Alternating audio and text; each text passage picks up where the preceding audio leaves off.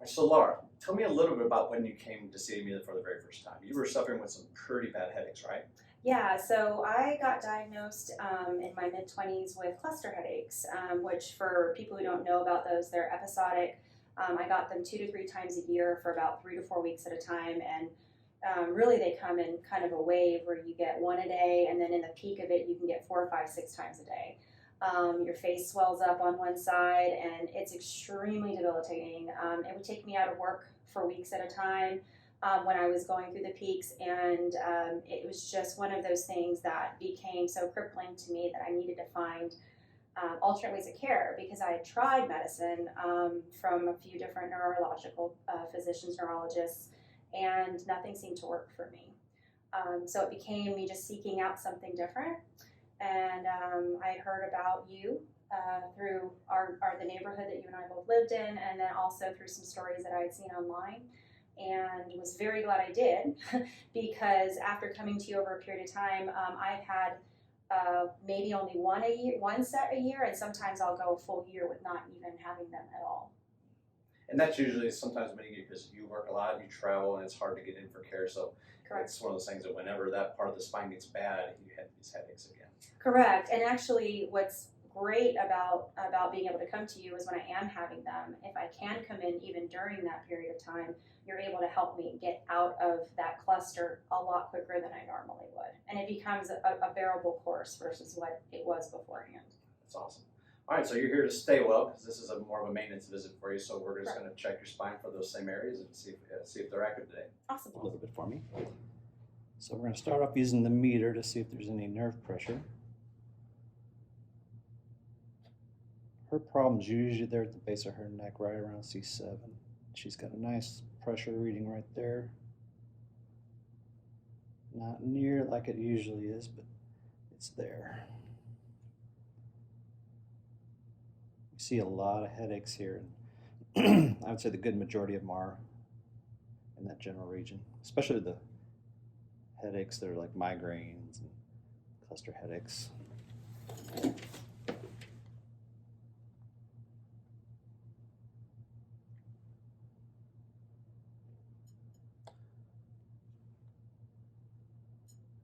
She's also got a couple of issues through here that we see her for. She's had other problems where she had a little bit of a trauma to this region by a flying object, and we helped her through that as well, but that's not really the cause of her headaches.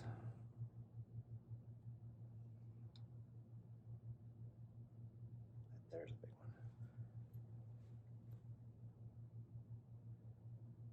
We'll check everything because even if a patient only comes for headaches or neck pain, we have to check the entire spine because this is the foundation for everything. And if this is not well, sometimes you can get the symptoms up top and it's purely just a compensation. So in the Gonstead work, we check everything from head to toe to make sure where the problems are and how everything else is affecting the symptoms that they're here for. And just rock your head back and forth with me a bit here. I'm just checking for motion. Get here where that reading is as she locks up. That's stuck, that moves, that's stuck. Mark that one. Checking these for swelling. She's swollen right there. A bit of a reading there, but that doesn't feel too bad. We get down here. That one's swollen. Now rock back and forth down here for me.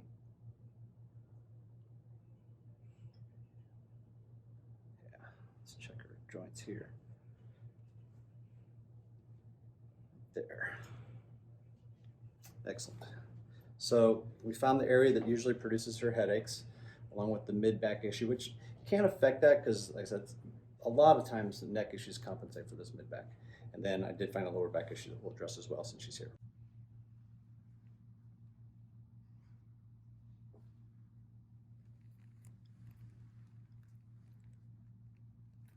There we go. All right, come on up.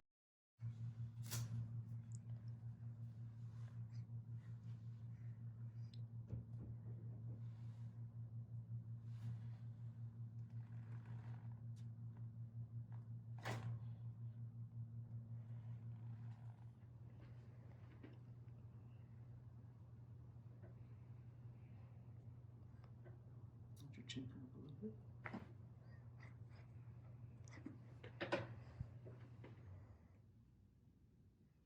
Nice. Very good. So this patient with her cluster headaches, the areas of pressure that were the primary cause of what she had was right here at the base of the neck. And that's very, very common in my practice experience. That pressure right there in combination with what I found in her mid-back. You can see overall her spine's kind of crooked. She's got a bit mild scoliosis going on there. And we did find pressure down at the lower part of that where it takes off.